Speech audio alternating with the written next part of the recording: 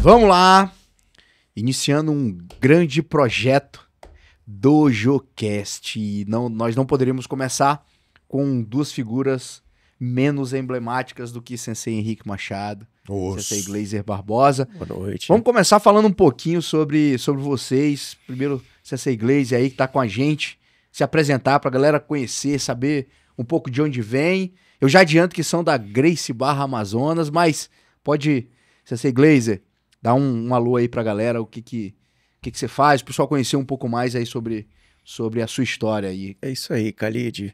Eu sou faixa preta de judô, quarto dan de judô e faixa preta de jiu-jitsu, terceiro grau, Sensei Henrique Machado.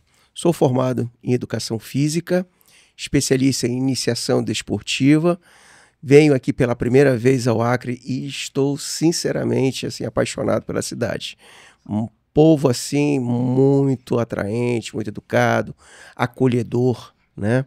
E assim, eu me sinto em casa praticamente. Pô, que bom, seja muito bem-vindo e tenho certeza que é a primeira viagem de muitas. Obrigado. Dispensa apresentações, Sensei Henrique Machado, mas eu vou deixar o senhor falar um pouco aí, só para introduzir, para a gente começar essa conversa sem que as pessoas possam ouvir do senhor.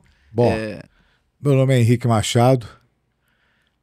Sempre que quando posso venho nessa cidade, me sinto vamos dizer assim, um natural daqui. Um natural daqui. Um residente. Pode ter certeza disso. Eu tenho um domicílio. É verdade. Tenho um domicílio aqui. Eu tenho vários. Vários, né? Vários domicílios aqui. Um deles é a academia do professor Khalid, né? Que esse aí dispensa apresentações. Sou da área da luta, né? Posso dizer assim. E o Acre eu vejo o Acre como um portal, né, da arte marcial, porque quando eu venho aqui no Acre, sempre bem recepcionado pelas pessoas, pelos guerreiros daqui. Claro que você é o grande responsável disso tudo. Eu me sinto realmente não só como se estivesse na minha casa, mas como se estivesse dentro de um grande templo da luta, da arte marcial, porque eu me satisfaço aqui realmente, porque aqui a gente só fala de luta, a gente faz luta, a gente realiza eventos de luta, que isso não é fácil, né? Essa semana mesmo nós fizemos uma imersão em tudo isso de uma vez só. Estamos parando quando terminar esse DojoCast. Esse DojoCast. Aí iremos realmente parar, tá entendendo? Desde quando chegamos aqui. Desde quando chegamos. Então, um novo projeto, como o Sensei Henrique Machado falou, DojoCast. Eu sou Leonardo Khalid, vou ficar comandando aí esse programa, que eu tenho certeza que vai levar muito entretenimento pra galera conhecer. Mas é aquele entretenimento responsável, pra galera conhecer, um entretenimento educacional. Agradecer aí a Estúdio 7 que tá nos recebendo e vai ser uma grande parceira desse evento. O pessoal do Instagram aí vai acompanhar um pedaço pra gente poder despertar neles a curiosidade de ouvir toda essa nossa conversa com o Sensei Gleiser, com o Sensei Henrique Machado. E, Sensei, acho que nós podemos começar, o senhor falou, nós fizemos uma grande festa aqui em Rio Branco, de comemoração de 10 anos da Gracie Barra aqui no Acre. Todos nós que estamos aqui integramos a Gracie Barra, e eu acho que nós podemos começar falando um pouquinho, explicando a dimensão da Gracie Barra, quem fundou, como para que as pessoas entendam, para que a gente possa falar sobre esse evento que reuniu mais de 150 pessoas aí em todos esses dias, só de atletas. De graduação. De 150 graduação. pessoas na graduação, né? Não são as pessoas que estavam indiretamente, né, envolvidos, né? Porque envolvido foi muito mais. Muito mais. Então vamos lá, Sensei Henrique Machado. O que é a Gracie Barra? Como surgiu? Vamos falar um pouquinho aí, só uma breve introdução para a galera entender. Vou tentar ser breve. A Gracie Barra é uma grande equipe, né, com internacional. Nós estamos em mais de 1.500 pontos no mundo inteiro, né, em todos os continentes, e devemos isso ao nosso querido e grande mestre Carlos Gracie Júnior, filho do grão-mestre Carlos Gracie, que foi quem introduziu praticamente esse jiu-jitsu que fazemos aqui, que é o Brazilian Jiu-Jitsu. Pois bem, a Gracie Barra, ela é uma equipe, né, uma escola que ela foi influenciada de uma forma pedagógica para desenvolver uma metodologia para que pudesse ser desenvolvido um treinamento de jiu-jitsu que pudesse abranger vários tipos de pessoa, vários tipos de alunos, né? Não só o competidor, como aquele que também gosta de treinar porque gosta de uma atividade física, enfim. A Gracie Barra, ela tem essa objetividade que é exatamente fazer com que o jiu-jitsu possa ser para todos, correto? Esse é um dos lemas, jiu-jitsu para todos. E o mestre Carlos Gracie Júnior, ele realmente é um visionário nesse ponto, fez com que a Gracie Barra saísse na frente e fez com que todos nós, né, que somos, vamos dizer assim, discípulos, né, que nós estamos responsáveis por áreas, por escolas dele, façamos exatamente o que ele propôs a fazer, que é desenvolver o jiu-jitsu, passar o jiu-jitsu, ensinar o jiu-jitsu de uma forma séria, de uma forma onde a criança da primeira, segunda, terceira infância possa ser realmente, vamos colocar assim, potencializada, para que o adolescente possa se sentir seguro e para que o adulto e a melhor idade possa ser contemplado com o jiu-jitsu. O senhor falou sobre um contexto educacional, falou sobre metodologia. O senhor já está praticamente levantando a bola aí para a gente poder ouvir o nosso Sensei Glazer.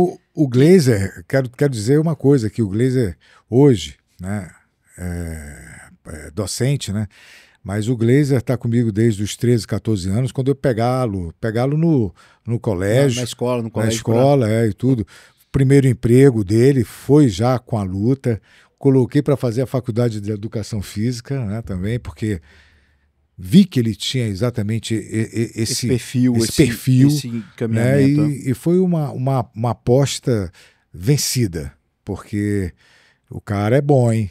O cara é bom. Então vamos ouvir aí o Sensei Glazer para falar um pouco dessa junção, né, de ciência, porque é importante que se fale isso no contexto educacional da arte marcial, a partir da iniciação. Inclusive foi o tema da palestra lá, da iniciação ao alto rendimento, né? Como é que isso é encarado hoje na educação física? O senhor que tem uma experiência aí vasta de trazer essa metodologia científica comprovada para dentro da arte marcial, que muitas vezes ela é tida, e é importante, nós vamos falar sobre isso também, né, Sensei? Aquela ideia que nós conseguimos afastar de que o professor de arte marcial é uma pessoa grosseira, ignorante, sem conhecimento, o que nós sabemos que hoje dentro do que nós pregamos é algo totalmente fora da realidade. Eu acho que o Sensei Glazer vai poder falar sobre isso. Eu acho até que o cara pode ser um pouco rústico, né, grosso e tudo,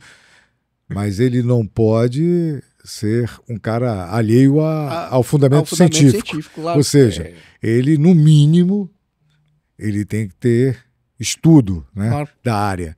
E isso é importantíssimo na nossa área, né, como profissional. Poder falar aí realmente, Khalid, essa minha relação com o Sensei Henrique, que vem já de muito tempo, ele foi um cara que fez aquela mudança de chave, um cara que realmente na minha vida ele pontuou muito a questão educacional, tá? Tinha luta, mas a questão educacional foi sempre pontuada por ele naquela época e hoje também. Ele não mudou isso nunca, né? Então, realmente, a decisão de estudar, de fazer uma faculdade e a luta foi sempre junto dentro desse processo e foi um fator determinante na minha vida, na escolha da minha profissão, na formação da minha família. Então, assim, esses aspectos que hoje estão entrelaçados, que a gente acabou de falar, que a Gracie Barra, dentro dessa proposta metodológica, incide na formação do ser humano. E eu acho que foi isso que realmente fez essa conexão comigo, né? Acreditando dentro desse processo que acontece no desenvolvimento humano, a Gracie Barra ela vem de vanguarda, né? Mostrando e quebrando paradigmas, né? Porque como antigamente se via que arte marcial, a relação com briga, com luta, né? Era tudo, não, vai fazer arte marcial, vai ser brigão, vai ser valentão, vai puxar confusão. nós vivemos, eu digo hoje para as pessoas, o meu pai foi corajoso. Meu pai foi corajoso em ter me levado para uma academia de jiu-jitsu. Ali no final da década de 90, você via na televisão Pit Boys, Exato. aquela imagem Era o auge, né? do lutador de cabeça raspada e arrumando confusão toda hora saindo no jornal. Nós sabemos que muitas vezes a mídia potencializa, elas escolhem algum nicho, algum característica para poder vender mais. Só que ocorria e nós por muito tempo nós vivemos associado por isso. Hoje é completamente diferente, nós sabemos disso, mas eu digo que meu pai principalmente foi muito corajoso em ter, em 1997, me levado para uma academia de jiu-jitsu, sendo que nós vivíamos esse auge. E hoje a gente vê uma coisa diferente. Vamos falar um pouco só introduzir. Nós vimos, por exemplo, na nossa graduação agora, crianças felizes e as famílias entusiasmadas com seus filhos e filhas participando de uma graduação, de uma festa muito, muito bonita.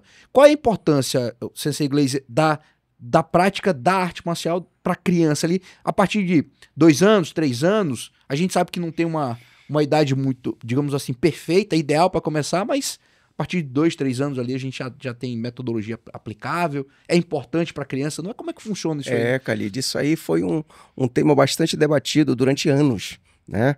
Eu lembro que final da década de 70, 80, na busca do esporte perfeito, qual era? Os pediatras na época indicavam a natação, né? A natação era o esporte perfeito. Por que era o esporte perfeito?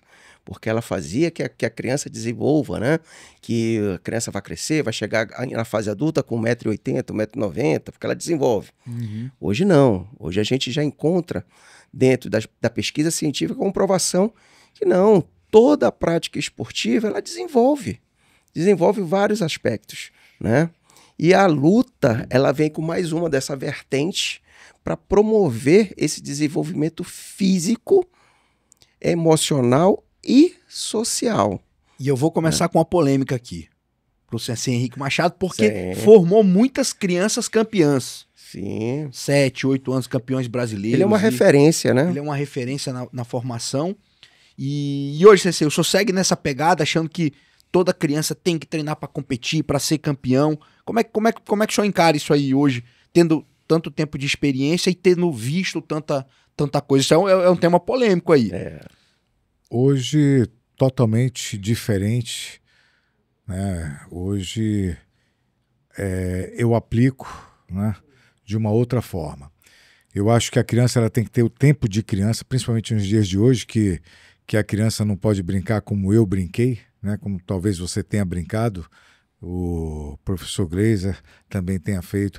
A gente brincava na rua, a gente se divertia, não tinha esse problema, né, de segurança como tem hoje. Então, é importante que essa criança, principalmente as crianças da primeira, segunda e terceira infância, eu bato muito nessa tecla, elas possam ter a capacidade de não queimar essa etapa, né? É claro, evidente, de 100 crianças a gente vai tirar ali 5%, né? Vai pensar que são diferentes. É importante que estão se precisando, né, de algo a mais. Essas crianças é que tem que ser trabalhada para vamos dizer assim, um outro tipo de objetivo. Seja ele competitivo ou não. Mas antigamente não tínhamos essa, vamos dizer assim, essa qualidade, né, de entender melhor isso. Até porque a peneira era natural na academia. Né? Para fazer o treino, o cara já tinha que ser casca grossa, né? Eu sou de uma época que para fazer o treino já tinha que ser casca grossa. Eu treino desde criança, desde 3 anos de idade, correto? E hoje até conversando com a senhora, sua mãe, ela perguntou, eu não sei se foi a sua mãe, não, foi sua irmã.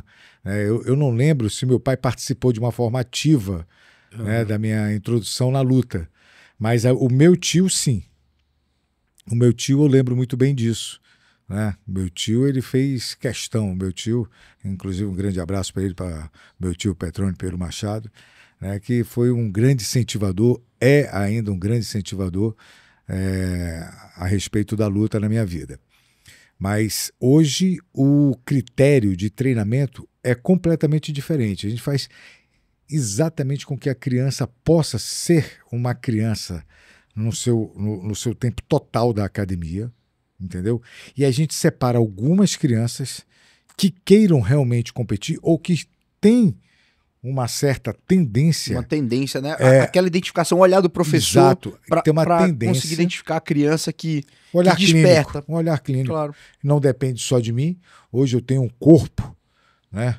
Eu tenho um corpo de professores lá e a minha, vamos dizer assim, o meu voto é o mais simplista possível, né? Porque o professor Gleis é o diretor responsável pela criançada lá da academia, né? Então, eu vou mexer muito pouco nesse angu, correto? Porque hoje em dia o que nós precisamos são de crianças que realmente possam ser crianças para que não queimem essas etapas, e 5% dessas crianças é que a gente dá uma pinçada para fazer um treinamento mais específico. Correto, professor? Corretíssimo. Eu vou complementar para o professor Gleiser, e a partir de qual idade, né, que realmente se é indicado, se tem uma idade que você começa a aplicar essa, digamos assim, uma sobrecarga. Eu queria até também me meter nisso daí, até para adiantar. Nesse caso da criança da primeira, segunda e terceira infância, depende de como ela vai desabrochar para esse tipo de evento. Correto. Professor Khalid, hoje em dia, a iniciação desportiva, e principalmente no jiu-jitsu hoje, ele acontece cada vez mais cedo, né? Eu lembro que na minha época, 8 anos de idade era uma idade mínima, né? Você está iniciando com 8 anos. Pô, hoje não, professor. Hoje nós já encontramos crianças com 2 anos iniciando a prática do jiu-jitsu. Qual é a idade, então, professor? Essa é a pergunta, né? Para a gente desmistificar muitas desses tabus que se encontram. A prática da iniciação desportiva, a iniciação do jiu-jitsu, depende muito da metodologia que é aplicada, né? Essa metodologia que eu falei muito no seminário, no sábado, para os professores, instrutores e atletas que estavam presentes. Tudo parte de um processo e que deve ser respeitado, como o professor Henrique falou, como o professor Henrique falou, né, das etapas a serem desenvolvidas. Então, o professor, ele deve conhecer, ele deve entender para que justamente ele combata essa precocidade esportiva, né? A partir desse entendimento, dessas fases que estão em desenvolvimento, ele possa aplicar uma metodologia adequada. Agora, reitero aqui que com crianças de 2, quanto mais jovem a criança, você não tem que ter também uma estrutura, né? É verdade. Você está pegando uma criança de 2 anos, muitas delas ainda estão de fralda, né? Muitas delas ainda não sabem nem falar direito. E aí você recebe, tua academia está preparada para essa criança, né? Sendo um professor homem ou um professor mulher, tem que haver um acompanhamento, principalmente dos pais, dentro desse processo, e um entendimento da família, né? Que às vezes se apressam tanto, vou colocar meu filho no esporte, né? Mas não se preocupam com a estrutura, não se preocupam com o local, não se preocupam em saber a origem desse professor que está ministrando aula para o filho, né? Se ele está preparado para ministrar, se ele tem competência para estar naquele momento para dar aula para uma criança de 2 anos. Esse é um fator super importante que eu reitero. A gente vai, nós vamos falando aqui, nós vamos falar sobre o nosso evento, porque nós tivemos a formação de 10 faixas pretas, algum deles já nesse processo de formação de professor, e o CC Henrique Machado tem uma posição muito firme nesse sentido, de que faixa preta não é sinônimo de professor. É isso mesmo, CC Henrique? Como é que funciona? Porque a gente vê, né, por aí, em alguns lugares, a faixa preta, todo mundo passa a chamar de professor. Não, professor, porque é faixa preta. Na sua visão, e aí é importante que a gente diga assim, numa visão baseada na experiência, baseada no científico, baseado no que realmente a luta diz que tem que ser, Como é que é essa questão? É faixa preta? É professor ou não é professor? Como é que o senhor encara essa visão? Faixa preta é competidor? Não. Nem todo faixa preta é competidor. Muito menos professor. Você é faixa preta, mas para ser professor, você tem que ser profissional, você tem que estudar, você tem que ter, vamos dizer assim, um leque, né, de observações. Você tem que ter passado por um protocolo, por exemplo, na Gracie Barra tem um PCI. Você passa por esse protocolo, você faz os módulos, né, para você entender mais ou menos o que é ser professor, para que você siga realmente a metodologia. Nem todo faixa preta é professor, nem todo faixa preta é competidor. Então, o professor, né, ou seja, o faixa preta, que também é professor, ele tem que ter uma habilitação, correto? Para que ele possa realmente ser professor, para que realmente ele tenha, dentro daquela carta de informações dele, ele possa poder saber com quem ele está lidando, né? Qual tipo de pessoa ele está, vamos dizer assim, desenvolvendo o treino. Se for um treino, vamos colocar assim, de base ou de alta performance, se ele vai fazer um micro, um meso ou um macro ciclo, ele tem que saber realmente, tecnicamente, cientificamente isso, para que ele não possa dar furo. Eu quero fazer aquele grupo, aquela equipe de alunos meus que querem participar de um brasileiro. Como é que eu vou fazer? Qual a periodização? Eles vão fazer mais ou menos 2, 3, 4, 10 eventos por ano. Como é que eu devo estabelecer esse treino? Né? Como é que eu vou fazer para que isso os deixe realmente no ápice, na data certa? Né? É uma questão, inclusive, aí, temporal, porque você tem uma cronologia a seguir. Como é que ele vai conseguir fazer isso se ele não tem o mínimo o mínimo dos estudos, né, de treinamento para que possa realmente poder ter esse controle? Então, para ser professor, tem que haver um investimento sério na qualificação, para além de exclusivamente treino. Né? É primordial você entender que ser professor requer realmente muita responsabilidade e comprometimento. Não é fácil, porque, por exemplo, eu depois de 27 anos e meio sendo professor, né, não que eu não fosse antes, eu acabei sendo professor bem precoce, mas depois que eu fiquei 27 anos e meio realmente dando aula, estudando para poder qualificar melhor os atletas, agora, depois de 27 anos e meio, é que eu voltei a competir. Voltei a competir por quê? Porque consegui uma pessoa para ficar no meu lugar na academia, que é o meu irmão, né, o professor Carlos Farias, para que eu possa realmente treinar. Porque não dá para você ser professor e treinar ao mesmo tempo. Mas eu consigo. Não, tudo bem. Mas você não vai ser um excelente professor e muito menos um excelente atleta. Ao mesmo tempo não tem como. Ponto vai falhar, né? Vamos levantar essa bola aí, porque a nossa escola aqui no Acre, a Gracie Barra aqui no Acre, ela não é uma academia de competidores. E quando nós falamos isso, é que ela não é uma academia exclusiva de competidores. É importante que se diga isso. Então não é uma academia só de competidores. Exatamente. Ela não é uma academia só de competidores. Ela é uma academia, uma escola que acredita numa visão ampla do jiu-jitsu como ferramenta de transformação da vida, como iniciação esportiva para crianças, adolescentes e também para aqueles que querem participar de competição de modo muito combativo e participando com condições de ganhar. Inclusive, nós estávamos agora no Rio de Janeiro. O CC Henrique Machado foi campeão brasileiro de jiu-jitsu sem kimono 2025. E nós nos orgulhamos muito, Sensei, desse feito.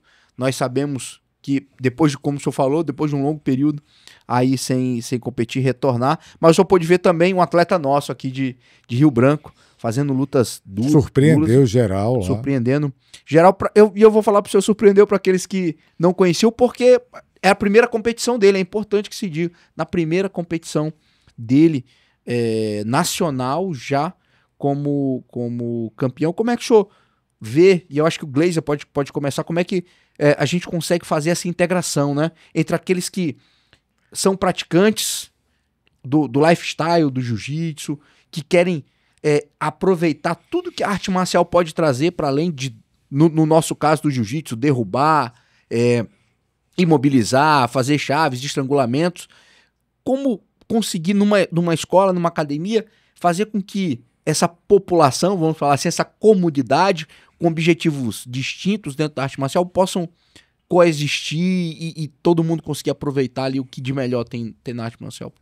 Professor Khalid, nesse momento, eu acredito que é criar uma consciência coletiva que o jiu-jitsu ele não é imediatista, né? Você não vai treinar 2 vezes por semana, né? 1 hora por dia e vai querer em 2, em 3 meses já estar participando e trazer resultados. Você vemos aí o exemplo aí do seu competidor que foi campeão brasileiro, o Rogério. Fazer né? Só para deixar claro, pelo 2º ano seguido, nós temos o campeão brasileiro em casa, nós falamos. Em 2024, eu fui campeão brasileiro na faixa preta. É verdade. Jiu-jitsu em kimono. 2025, um dia muito feliz para todos nós. Foi muito legal isso. Nossa escola segue com um campeão brasileiro aí em casa, né? Abrigando. Nossa escola segue abrigando campeões brasileiros. E abrindo aqui também a discussão, caramba, foi uma infelicidade técnica, né? A forma de ter sido encarado, né, na sua luta, aquela desclassificação. Sinceramente, ali, né, eu acho que o árbitro se confundiu ali, porque você estava muito bem na luta, aquela luta era nossa. Era nossa, nós sabemos que do potencial, mas vamos trabalhar e vamos vamos seguir forte. E ter como aprendizado, né? Ter como aprendizado essa maneira como a gente encara também fala muito sobre a gente, de cuidar do que nós temos possibilidade de cuidar. Isso aí é muito importante. As pessoas hoje, elas seguem querendo culpabilizar os outros. Nós assistimos isso todos os dias, mas nós que vivemos realmente a luta, nós sabemos que nós temos que focar naquilo que nós podemos controlar. Então chegou, arrumou a planilha de treinamento, a organização, eu vou fazer todos os treinos com entrega 100% de dedicação, para que na próxima oportunidade a gente consiga melhorar, se entregar na luta ainda mais. E a gente vai seguir com esse tema, e eu fiz essa pergunta porque eu tenho essa guerra interna. Sim. Eu tenho essa guerra interna de gostar de competição, gostar de estar participando, mas eu tenho hoje um universo de alunos que precisam da minha orientação, precisam das minhas aulas, da sua constância, da minha constância, para que eles possam se desenvolver.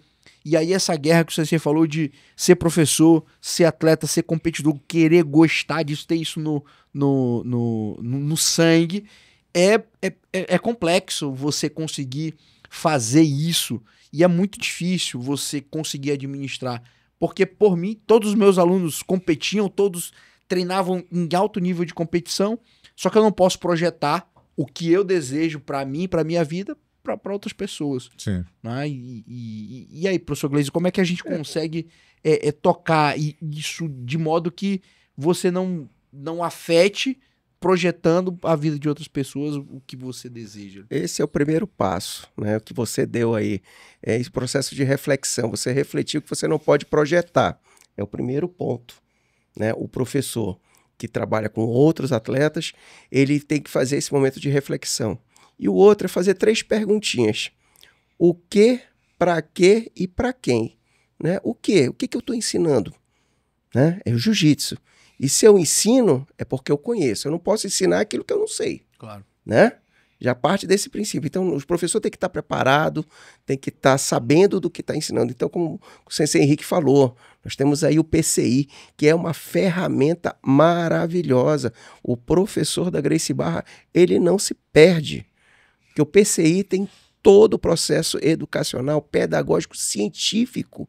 onde o nosso professor, ele está preparado. E é obrigatório para que ele faça, né? Que ele faça. Senão ele não pode ministrar uma aula. Agora, para quê? Né? Para que eu estou ensinando esse jiu-jitsu?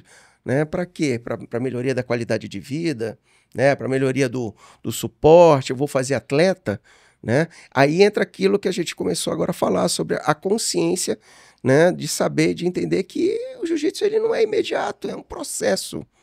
E nesse processo nós temos que ter esse entendimento. Vou ser competidor, como o Sensei Henrique sempre fala, exige sacrifícios. Você está disposto a se sacrificar? Ah, não sei. Disposto a largar as coisas maravilhosas, as tentações da vida, né, Sensei Henrique? Exatamente. Você está disposto? É uma pergunta. Isso é ser competidor, é se sacrificar disso, desses momentos. Renunciar às coisas que você mais gosta. O senhor acredita que... Eu tenho certeza, é uma redundância, né? Uma retórica, na verdade, falar que o senhor acredita, porque o senhor conhece as renúncias que nós fazemos quando nós decidimos por algo, elas são mais dolorosas do que aquilo que nós realmente temos que fazer. Eu encaro desse jeito. Então, se eu puder falar, por exemplo, da minha experiência para as competições, a renúncia de ficar acordado até um pouco mais tarde, a renúncia de, às vezes, no final de semana, você extrapolar um pouco na comida. A dieta. A renúncia de você... Hoje, a gente estava fazendo uma musculação ali forte, pesado. Quando você diz assim... Estava forte e tal? Sensei, o senhor... Não, porque realmente eu vi vocês até malhando. Ali, meio fofo. Mas eu tava ali vendo só, né? Eu sou meio devagar na malhação. É porque quando o senhor chega para fazer o treino de musculação, qualquer outro treino fica muito fofo perto. Mas eu achei bem bacana. Eu até me motivei, vou começar a dar uma malhada. Vai começar a dar uma malhada agora? Ainda bem que nós temos vídeos. E eu vou contar uma história aqui do CC. Então. Eu vou contar uma história. Eu acredito que o professor Glazer estava nessa. Quando a gente vai para Manaus, o Sensei arma uma casinha. Para armar uma casinha é aquela para derrubar, né? Aquela casinha de palito de picolé que ele faz. Ele diz, pô, vamos treinar, vamos fazer um treino legal. Primeira vez que eu fui treinar com ele. Treino fofo. Aí eu cheguei na academia, eu cheguei junto com o Sensei. Entrei, pô, o pessoal da recepção, pô, tudo bem, o Sensei, pô, é o meu convidado, aí entra, aí, na academia já é aquele clima legal, né? Aquele alvoroço, pô, o Sensei Henrique chegou, aí sempre vem um personal, conversa, a galera... Pessoal daquela academia, inclusive mandar um grande abraço para todos os funcionários e os personagens lá que são meus irmãos, da Live Academia, lá das Torres, né, onde eu treino. Onde eu treino. Forte abraço para todos eles, pessoas que eu guardo aqui no meu coração. Então a gente chega, aí a gente vê aquele aglomerado perto do Sensei, pô, ele treina forte. Aí eu achei estranho, né, porque a musculação às vezes ela é muito individual, né, a pessoa chega sozinha, treina, vai embora. Aí eu vi ali 5, 6 pessoas toda hora se revezando, aí um cochichava com o outro, e o Sensei, pô, botando peso, aí a gente tenta acompanhar. O que eu descobri? Toda vez que o Sensei Henrique chega com alguém novo na academia, que a galera não conhece, eles ficam conversando para ver em qual exercício é que o cara vai desistir. Vai se quebrar. Que o cara vai se quebrar, porque a gente chega e quer acompanhar, aí ele faz 5 exercícios de músculo grande, 5 exercícios de músculo pequeno, 4 séries de 15 repetições, com peso lá em cima. Então eles ficam... Eu acho que deve rolar com esse negócio de bet agora, com certeza. De aposta que foi liberado. Eu acho que deve rolar, inclusive, uma aposta entre eles, assim, não, vai ser no quarto... Pô, ele olha assim, deve olhar pelo perfil dele, eu acho que no quarto exercício rapaz, você acabou de me dar uma grande ideia, viu? Ele vai desistir, eu acho que é isso. Então, quando nós falamos sobre o que nós escolhemos, as renúncias, elas são mais doloridas do que aquilo que nós temos que efetivamente Khalid, falando de renúncias, eu queria abrir um parágrafo aí. E assim, a renúncia, né, ela parte principalmente de um trabalho mental, né? Eu acredito assim. Sem dúvida. Começa pela mente, onde você prepara a tua mente para justamente você trabalhar essas renúncias. E a minha história com o Sensei Henrique me faz relatar aqui que hoje eu desconheço alguém com uma capacidade mental de trabalhar isso. Você sabe muito bem. Claro. É um cara que até às 18 horas ele não come mais nada. Depois das 18. Depois das 18. Depois das 18. Até 18 horas ele ainda come. Então, a partir dessa hora, ele... Cara, isso aí é renúncia, mas antes dessa renúncia é um trabalho mental muito grande, de muito tempo, que o corpo dele já se acostumou, né? Então, para mim, ele é uma pessoa que é uma referência muito grande nessa capacidade mental de superação. E renúncias também, né? Nós vamos falar sobre... Vamos seguir falando sobre renúncia e do evento que nós tivemos agora, 10 anos da Gracie Barra aqui no Acre, só pro pessoal entender. E eu vou deixar registrado como foi que o Sensei Henrique chegou aqui até que ocorresse o seminário dele dia 20 de julho de 2015. Eu entrei em contato com a Gracie Barra e com a Central. E eu falei, olha, aqui no Acre nós não temos a Gracie Barra, nós sabemos do propósito de vocês, conhecemos, fizemos uma pesquisa, e o interesse é que a Gracie Barra se estabeleça no Acre. Mandei um e-mail, aquele e-mail de como se fosse o início de um namoro, né? Você conhece a pessoa, pesquisa. Oi, tudo bem? Oi, tudo bem? Eu te vi passando, te achei uma pessoa muito bonita. Encaminhei o e-mail e falou, mas só que pra você poder namorar com a minha filha, ou seja, namorar comigo, você tem que falar primeiro com o pai da minha filha. Aí falaram assim, liga pro Sensei Henrique Machado, que é o nosso responsável regional. E aí, isso em 2015, eu lembrei que em 2006, depois do Mundial de 2004 e 2005, que eu assisti lá no Tijucas, lutando de faixa roxa, e eu assisti os atletas do Sensei Henrique, e eu botei na cabeça, quando eu fui em Manaus, se tem uma pessoa que eu tenho que conhecer, é o Sensei Henrique Machado. E calhou de 2006, eu fazer uma viagem de férias lá, de passeio, e eu fui na academia do Sensei Henrique Machado, e me encaminharam, eu atravessei a ponte do São Raimundo ali a pé, vi do centro, passei a pé e cheguei lá na academia, falei com o Sensei Henrique Machado. A primeira coisa que ele perguntou, me apresentei pro Sensei Henrique Machado, meu nome é Leonardo, sou do Acre, treino de jiu-jitsu. Ele olhou pra mim, campeão, cadê o teu kimono? Foi a primeira pergunta que ele fez. 2006, isso nunca saiu da minha cabeça. Eu tenho essa foto e ficou registrado.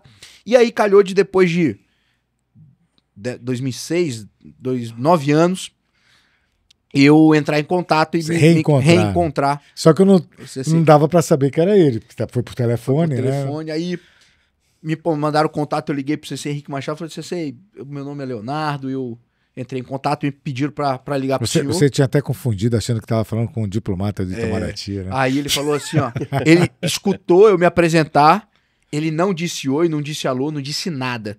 Ele disse assim, meu irmão, qual é a tua faixa? Qual é a tua graduação? Qual é a tua graduação? O que tu sabe de luta? Aí, aqueles 3 segundos de silêncio mortal, de silêncio eterno. Eu falei, Sensei, eu sou faixa preta de judô, faixa preta de jiu-jitsu, e tô no intuito de desenvolvermos a Gracie Barra aqui. Ele falou, agora que eu sei que você é faixa preta de judô e faixa preta de jiu-jitsu, vamos conversar. Nós podemos conversar. E começou assim, até que ele viesse aqui em 20 de julho de 2015. Mas deixa eu te dizer por quê, que isso é importante, né? Claro. Eu sempre falo. Porque muitas pessoas querem abrir, né, uma Gracie Barra e tudo. E aquilo que eu acabei de falar, se você é faixa preta, não é? É um ponto a mais. Você passou por um protocolo para chegar até a preta. Se você é um faixa preta professor, poxa, melhor ainda, né? Competidor, poxa, que bom. Mas você quer abrir uma academia, então é importante que seja professor. Agora, se você não é nada, você é um faixa azul, um faixa roxa ou um faixa marrom, você tem que entender que existe esse processo, existe esse protocolo para que a coisa se torne menos difícil. Então, é por isso que quando você falou assim, agora vamos conversar, porque pelo menos preta ele já era. Ele já é. Então tá tudo bem. E aí é sobre isso, sobre o faixa preta, porque nós formamos, e aí eu digo que nós não vamos seguir a ordem bem do que nós tivemos do nosso evento, e eu gostaria de começar falando um pouco sobre a graduação. Nós formamos 10 faixas pretas, 10 anos de Gracie Barra no Acre, 10 faixas preta, inclusive a primeira mulher faixa preta formada aqui na Gracie Barra do Acre. O primeiro camarada que veio desde branca. E o primeiro aluno que eu formei de faixa branca a faixa preta. Então a Ana Lu, a primeira mulher, o Carlos Eduardo, que foi o primeiro faixa preta da branca a preta. E eu queria falar, Sensei, sobre a renúncia para você chegar à faixa preta. Eu acho que o professor Gleiser pode falar que é faixa preta também, e o senhor, com toda a sua experiência, arrematar além disso, né? O que, professor Gleiser, você teve que renunciar para chegar até a faixa preta? Porque são pouquíssimas pessoas que hoje podem ostentar e dizer, eu sou faixa preta, você é faixa preta de judô, faixa preta de jiu-jitsu. O que você teve que renunciar para poder chegar à faixa preta? Professor Khalid, primeiro entender que o faixa preta, ele é um branca que nunca desistiu, né? É aquele cara que persistiu, que superou obstáculos, né? Obstáculos muitos, diversos, né? Onde você, principalmente no nosso país, onde as políticas públicas voltadas para o esporte, elas não favorecem de forma alguma. O jovem, quando chega aos 17 anos, ele termina o ensino médio e aí ele é obrigado a o quê? Trabalhar, né? E o esporte fica onde? É o terceiro plano, né? O terceiro e quarto plano. Então, muitas das vezes aí os atletas, eles chegam com 17 anos, eles desistem, né? E assim, principalmente no momento onde é o ápice, está chegando o ápice dele, a nível de maturidade esportiva, qualidade física, a serem desenvolvidas. E aí é onde acontece aquele trabalho mental que a gente estava falando e a tutoria também. Você encontrar alguém nesse caminho onde possam dizer para você e tá do teu lado, vai, continua, tira essas pedras do caminho se tu quer chegar no final da montanha. Isso é uma frase que o Sensei Rick usa muito, né? Você quer chegar lá no topo da montanha? Então bora, começa a tirar essas pedrinhas do teu caminho. E isso eu uso para minha vida, sempre usei. Os desafios foram muitos, né? Os desafios de entrar numa faculdade, de estudar, de casar, de ser pai. E eles não param por aí. E a faixa preta, ela chega para consolidar todo esse trabalho. Agora, muitos pensam que, cheguei à faixa preta, acabou. Não. Aí é que começa. Nós falamos sobre isso, né, Sensei? Eu falei no nome da Ana Lu e do Carlos Eduardo, mas eu queria falar o nome de todos os faixas pretas que foram formados, além da Ana Lu e do Carlos Eduardo. Nós tivemos o Igor Camilo, nós tivemos o Verônio, o Marcos Marcelo, que inclusive está em Porto Velho já agora. Voltou, né, já voltou para Porto Velho.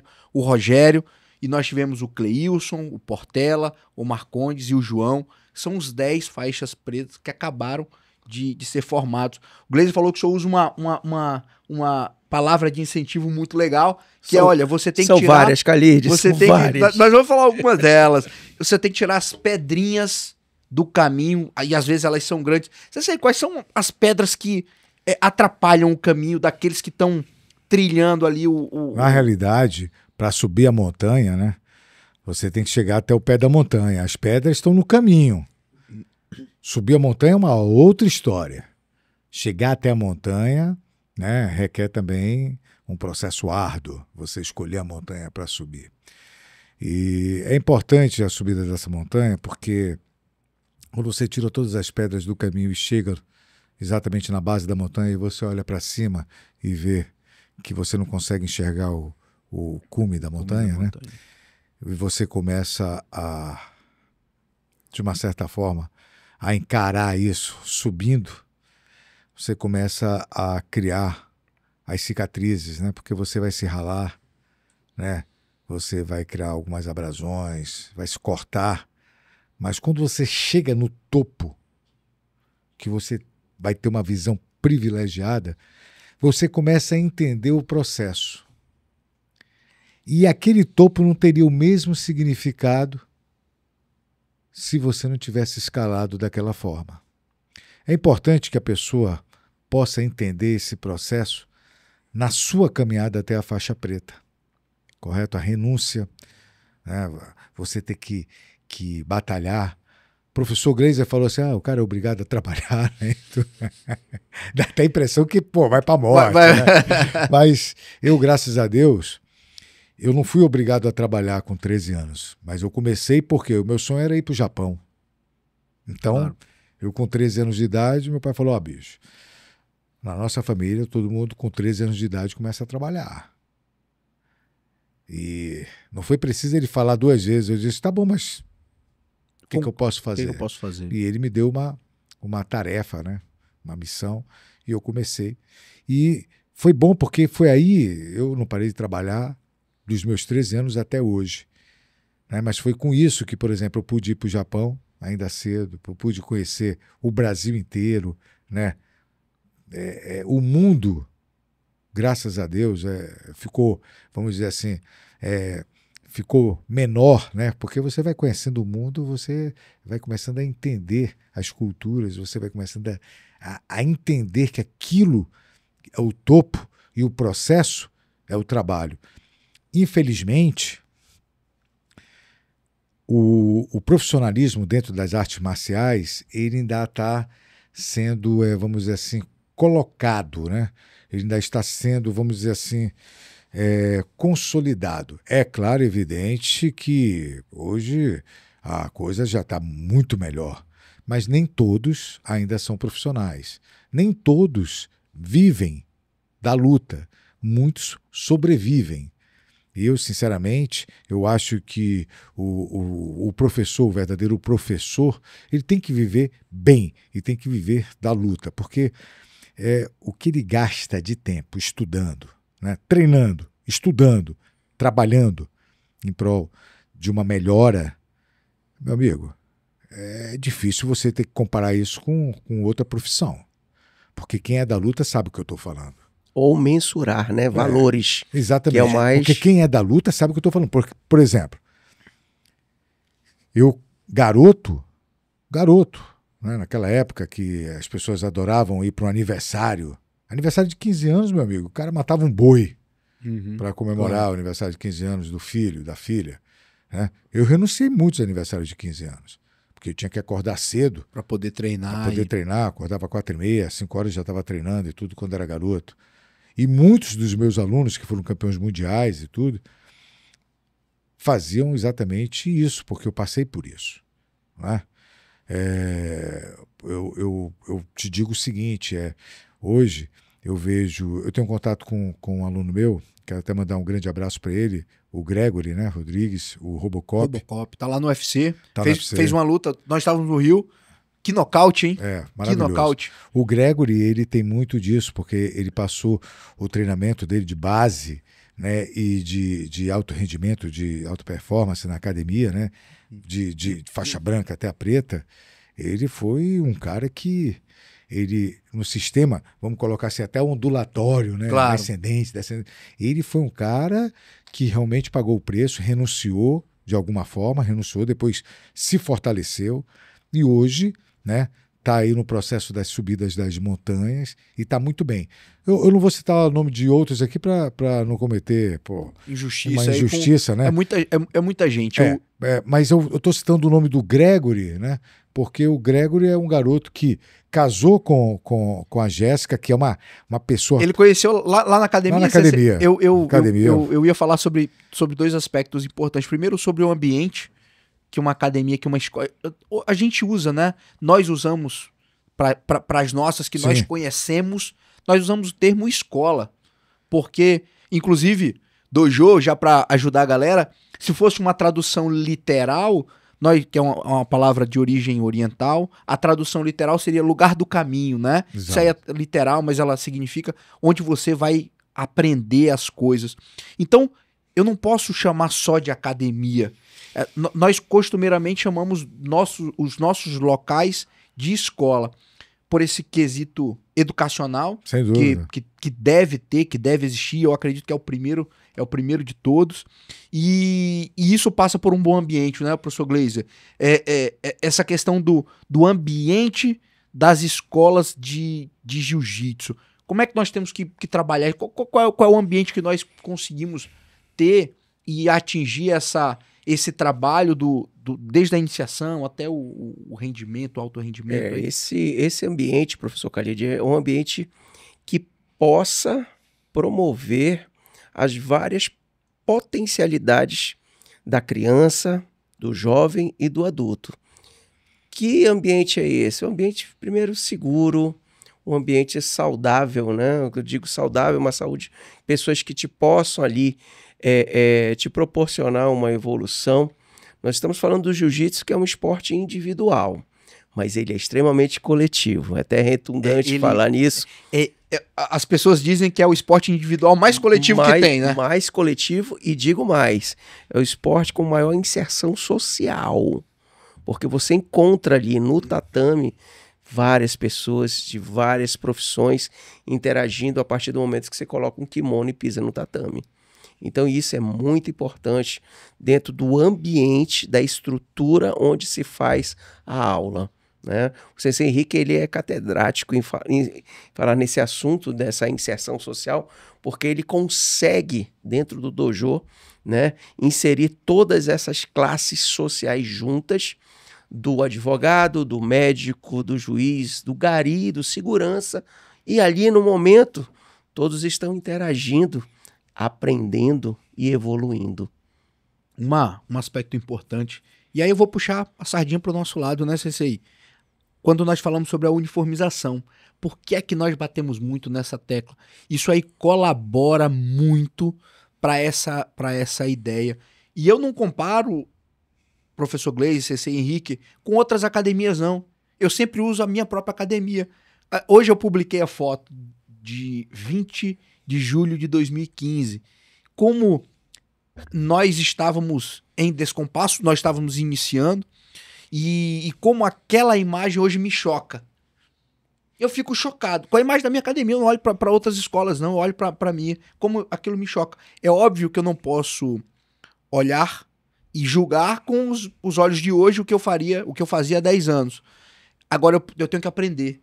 E olhar hoje e ver a foto da nossa graduação, 130, 140 pessoas, todas elas com o uniforme da nossa escola, muito bem alinhados.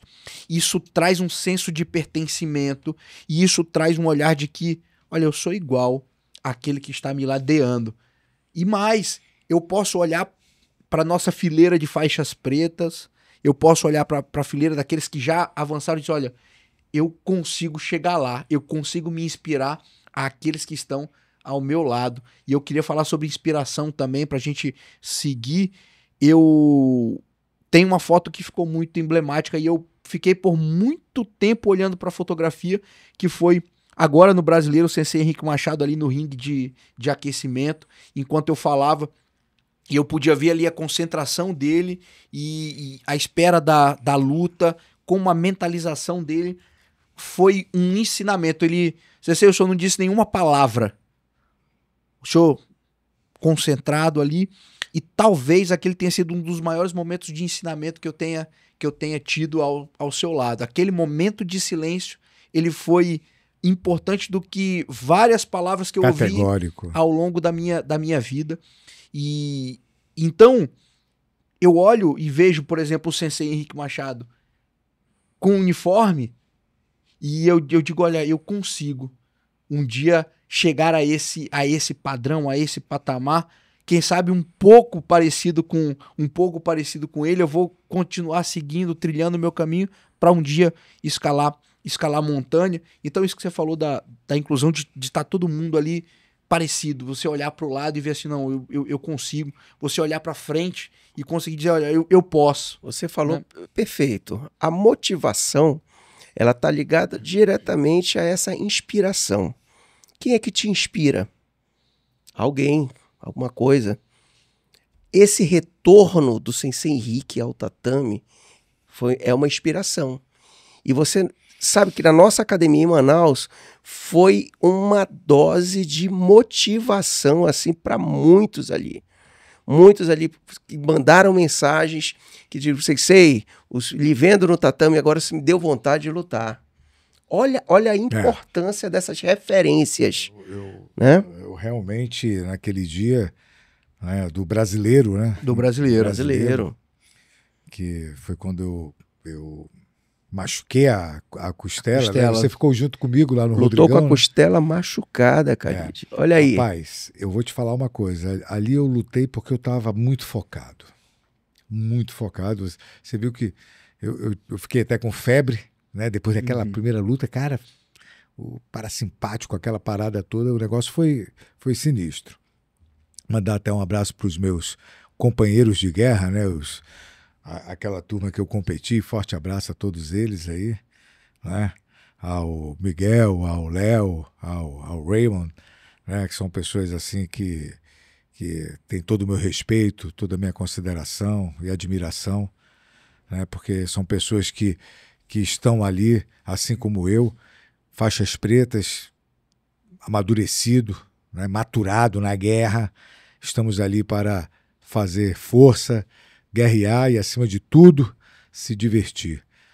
É importante que a gente possa dizer o seguinte, que quando você está focado, o hiperfoco, está tinindo, é muito difícil tu desviar da coisa, cara. É muito difícil.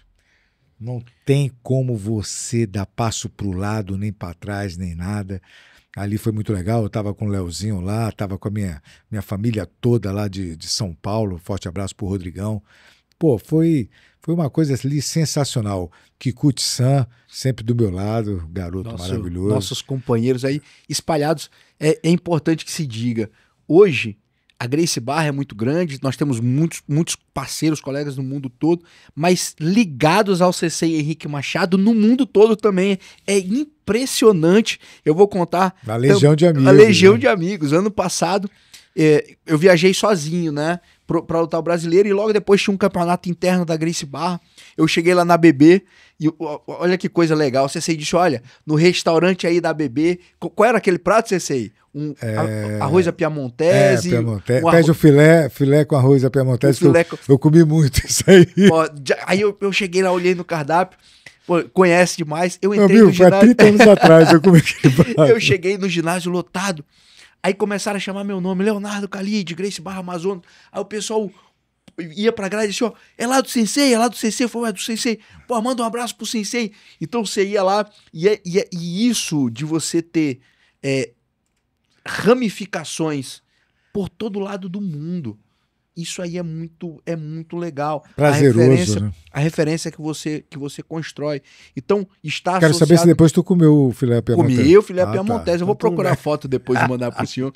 E está isso, e ter essa ramificação, né? Para todo lado que você for, você ser reconhecido como alguém lá da Gracie Barra Amazonas. E aí a gente falava sobre inspiração, e a gente tem visto uma onda do jiu-jitsu invadindo, por exemplo, o lado empresarial. Nós temos no mundo todo, vamos lá, o Mark Zuckerberg lá nos Estados Unidos, Dana White, eles treinam jiu-jitsu. E Sensei, como é que nós podemos encarar assim, essa aplicação das ferramentas, daquilo que a gente aprende lá? O senhor falou, por exemplo, do hiperfoco, que o jiu-jitsu te dá. Eu fiz uma imersão com alguns alunos meus aqui, e eu deixei bem claro, o jiu-jitsu é a arte marcial de te ensinar a tomar as melhores decisões quando você está sob maior pressão. Eu falei sobre isso com eles. Nesse dia nós referenciamos o seu nome, a nossa origem, a nossa linhagem. Mas eu queria que o senhor falasse um pouco aí pra gente. Como é que nós conseguimos fazer essa transferência daquilo que a arte marcial te ensina pro teu dia a dia? No campo empresarial, por exemplo, na tua profissão, como é que a gente consegue levar isso pro dia a dia? Olha, eu vou te dizer uma coisa, assim como é tão difícil, se torna fácil quando você está subindo a montanha, né? Quando você gosta de uma coisa, meu irmão, de qualquer problema tu tira a solução. Agora, quando tu não tem contato nenhum, quando tu não tem afeição nenhuma, quando você não gosta, toda solução para você será um grande problema. Então, quando você realmente faz o que gosta, seja em qualquer área, e principalmente gostando da luta, E eu vou ser mais específico, realmente, o jiu-jitsu, porque te dá essa, vamos dizer assim, essa família, né? Esse suporte. Essa comunidade que é criada a esse partir suporte, essa potência, o network é muito grande. Então, eu tenho muitos parceiros, amigos, né? Alunos, que são da área empresarial, são da área empresarial hospitalar, são da área executiva, e colocam o jiu-jitsu exatamente como aquela válvula, né, de escape. Aquilo dali vai ser o poço da regeneração, né? É importante que se saiba que quando você trabalha vamos dizer assim, a pressão mental é muito grande. Você fica esgotado mentalmente. Depois de um treino de jiu-jitsu ou da vida? Não, da vida, claro. da batalha. No jiu-jitsu, você consegue pegar isso que você absorveu, que você ficou quebrado, você consegue filtrar e regenerar. Não é? É onde realmente a tua mente e teu corpo estão trabalhando única e exclusivamente para que isso possa ser realmente revitalizado. Então, o jiu-jitsu nessa área, principalmente executiva, né? Não só na executiva não, porque... É profissional de um modo geral. Profissional, porque claro. eu tenho alunos que são serventes de pedreiro, fala assim, pô, sensei, eu precisava vir treinar hoje que eu estava muito cansado.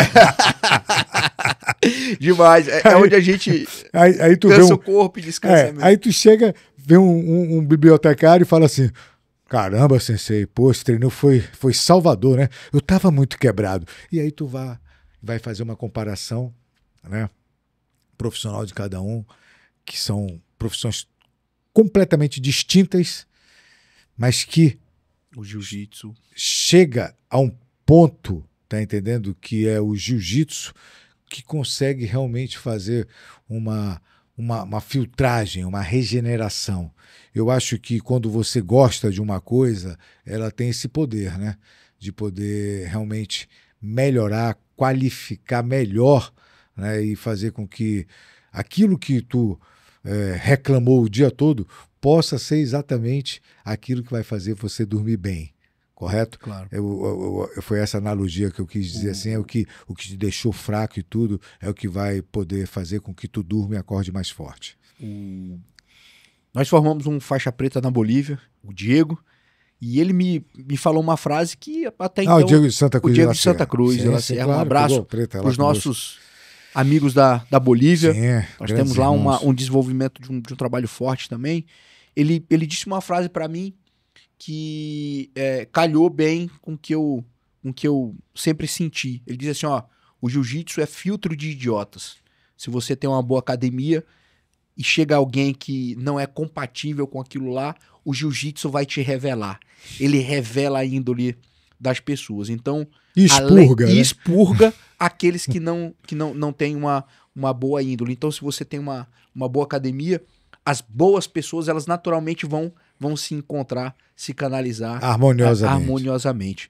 Mas o papo tá bom, já passou de 1 hora. Eu queria vir aí com o professor Glazer. Nós vamos viajar hoje. Não pode perder o avião, não. Não dá para perder o avião. É verdade. Então, professor Glazer, se eu puder deixar uma mensagem final aí para a galera que vai estar ouvindo a gente, que vai estar podendo assimilar um pouco do que foi passado. O professor fica à vontade aí, deixar um recado, um abraço para a galera, uma mensagem final. É isso aí, meu amigo. Eu quero dizer que esse evento que eu fui convidado foi um evento magnífico. A comemoração dos 10 anos da Gracie Barra Acre. Você não foi convidado, não. Você foi intimado. É verdade. É diferente. Convidado corre o risco de você não querer, né? Mas intimado, meu amigo. Porra, aí a parada é outra. Mas eu queria ser sempre intimado novamente. Voltar aqui. Parabenizar pela estrutura, sabe, que foi magnífica. Agradecer a você que esteve nessa luta com a gente aí desde quarta-feira, sabe? Eu nunca fui tão bem recebido, sabe, num evento como esse. Então, assim, os alunos estão de parabéns por terem um professor magnífico, preparado, competente e principalmente com vontade de vencer, sabe? Eu vejo com bons olhos a Gracie Barra Acre aqui há 5 anos. Eu não vejo mais há 10. Eu vejo daqui a 5 anos aquela foto aérea que foi feita ali, lindamente, sendo novamente reescrita de uma forma maravilhosa, triplicando aquele número de faixas pretas ali, tá, Khalid? Então, muito obrigado e vamos continuar na luta. Conte comigo. Precisar, eu tô aí. Sensei Henrique Machado, seus agradecimentos, a mensagem final aí pra galera que tanto gosta de ouvir o senhor. O senhor tem fãs espalhados por todo o mundo, então o que o senhor falar as pessoas vão realmente parar para ouvir. É uma legião. É difícil até de acreditar, né? Porque eu sou muito sincericida, né, meu irmão? Mas o Acre é um estado diferenciado para mim, né? A capital Rio Branco, principalmente.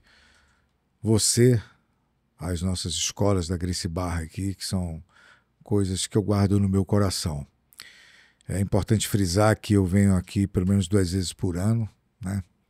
Gostaria que fosse mais, né? Mas infelizmente realmente existe, né, uma programação, uma agenda que infelizmente não nos deixa... Permite que a gente consiga infelizmente, isso, não é vender louros nem nada, é porque realmente não dá.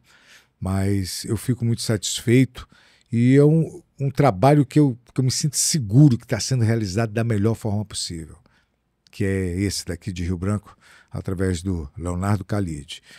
E essa turma que passou aí para a faixa preta, esses 10 guerreiros, né? Forte abraço aí aos professores, os responsáveis, né? Claro.